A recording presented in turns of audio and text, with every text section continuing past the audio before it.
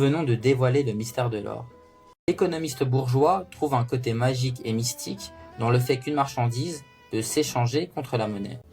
Mais l'économiste bourgeois n'a pas vu que le mystère de cet échange réside juste avant le passage à l'or, mais bel et bien dans le troc, où nous trouverons la solution de ce mystère. Vous voyez que l'achat, grâce à de la monnaie d'un objet, n'est là que pour cacher le fait qu'un objet s'échange contre un autre objet. La monnaie permet de rendre les choses échangeables. Et Aristote n'a pas été en mesure de déterminer que ce qui rendait ces objets commensurables était le travail humain. Aristote n'a pas été en mesure de voir que c'était le travail humain qui était la mesure de ces marchandises, car il était dans le mode de production esclavagiste, soit une société basée sur l'inégalité du travail humain. Or, pour comprendre que le temps de travail est ce qui permet l'échange entre deux marchandises, il faut que le travail humain soit égal entre tous.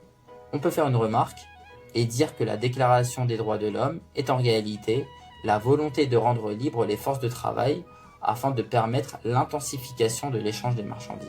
On peut préciser que ce n'est que dans une société où le travail humain est considéré comme une qualité inhérente de l'objet que l'objet peut devenir marchandise. On dit que le temps de travail humain s'est cristallisé dans l'objet.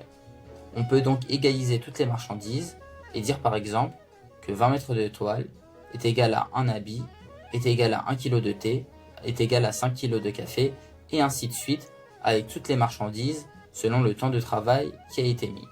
Dans ces équivalences, au départ, l'or n'est qu'une marchandise comme une autre.